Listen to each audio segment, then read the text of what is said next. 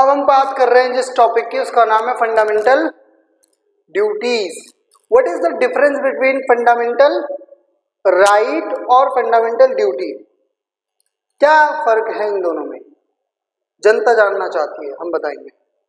देखो भाई, ड्यूटी हमें एक अच्छा नागरिक बनने के बारे में बताती है कि गुड सिटीजन, एक गुड सिटीजन कैसा होता है। जब मैं स्कूल में था तो मेरी डायरी के पीछे लिखा हुआ था the manner of a good boy, जो मुझ में एक भी नहीं थे, तो मैं अपने आप को शुरू से ही बैड बॉय में कंसिडर करने लगा। गुड सिटीजन का मतलब जो देश की धरोहरों के प्रति, देश की संपत्ति के प्रति क्या हो, उदार हो। ऐसा ना हो कि बाहर डस्टबिन डाला है, डस्टबिन उठा लाए घर में। समझ में आ रही बात? होता है भाई, मेरे उधर है, लोग कर लेते हैं ऐसा। ठीक है। आर्टिकल 52nd अमेंडमेंट 1976 लेके आया गया, जिसमें 10 फंडामेंटल ड्यूटीज के ऊपर बात की गई। और ये फंडामेंटल ड्यूटीज को कहां से लिया गया, लगभग कहां से इंस्पायर रही है? रशिया से। यानी आज का रशिया, पीछे का यूएसएसआर। और इसकी रिकमेंडेशन करी किसने? स्वर्ण सिंह कमेटी ने इसकी रिकमेंडेशन करी। बोला कि भाई हमें चाहिए क्या? Fundamental duties. हमें नागरिकों को और क्या बनाना है?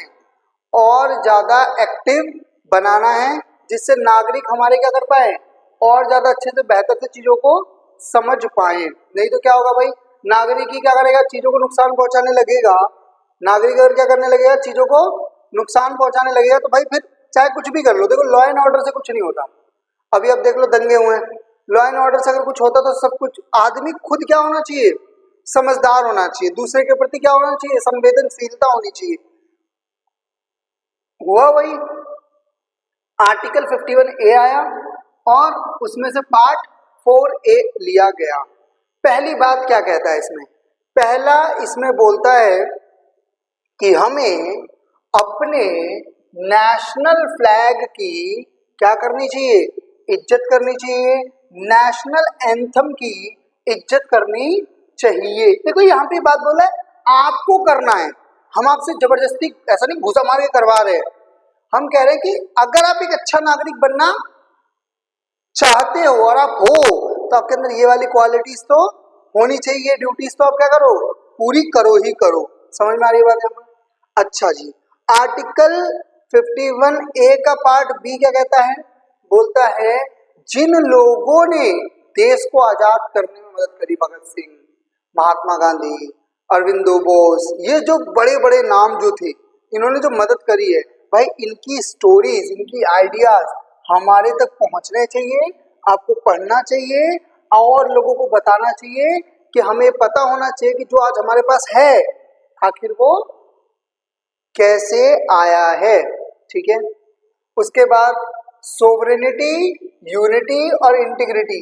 भाई देश की आपकी क्या संप्रभुता, एकता और अखंडता को हमें क्या रखना है, बना के रखना है। भारत एक है, ऐसा नहीं मणिपुर अपना अलग भाग रहा है, मिजोरम अलग भाग रहा है, इधर कश्मीर टूट रहा है, उधर पंजाब अलग होने के लिए तैयार बैठा है। तो हम क्या करें, ड्रीम 11 पे टीम बनाएं? हमारा काम क्या है, सबको एक रखना। और ये सिर्फ सरकार का काम नहीं है, ये वहां के नागरिकों का, हमारा आपका काम है कि हम सबको एक ट्रीट करें, यूनिटी के साथ ट्रीट करें। क्लियर है बात यहाँ पर? Defend the country. अब मान लो कल को ऐसा हो जाए कि भाई बॉर्डर पे लड़ाई छिड़ गई, सैनिक कम पड़ने लगे, तो तू जाएगा लड़ने? जाना तो पड़ेगा ही भाई, तेरी के शिट में ना, मुझे जाना पड़ेगा। हम ये कह रहे हैं भाई, इस बात के लिए भी क्या रहो, तैयार रहो कि अगर देश को बचाने के लिए अपनी जान भी देनी पड़े तो हम देने से पीछे नहीं हटेंगे, क्योंकि सबसे पहले देश है, फिर हम है ना। हम तो बहुत नीचे हैं, पहले हमारा देश है। क्लियर है बात? ये कह रही सर एक मोमोज की प्लेट दिलवा देना, बाद बाकी अब जहां बोलोगे वहां चल चलूंगा। देश बचाने मैं चल चलूंगी जहां लड़ना हो। देखो, उसके बाद आता है कि भाई हर लोगों की भाषा। देखो, अब मैं आपको कई बार बोलता हूँ ना, अब जैसे कई जगहों पर क्या होता है कि जो नॉर्थ ईस्ट के लोग आते हैं उनको जैपनीज बुलाते हैं, मोमोज बुलाते हैं, इस तरीके का भद्र भाषा का प्रयोग करते हैं। अब या फिर यहाँ के बंदे केरल जा रहे हैं तो उनके साथ गलत होता है, केरल के बंदे यहाँ आ रहे तो उनके साथ गलत हो रहा है, लोग मारा पीटी कर रहे हैं एक दूसरे के साथ। ये नहीं होना चाहिए यार, भाईचारा है।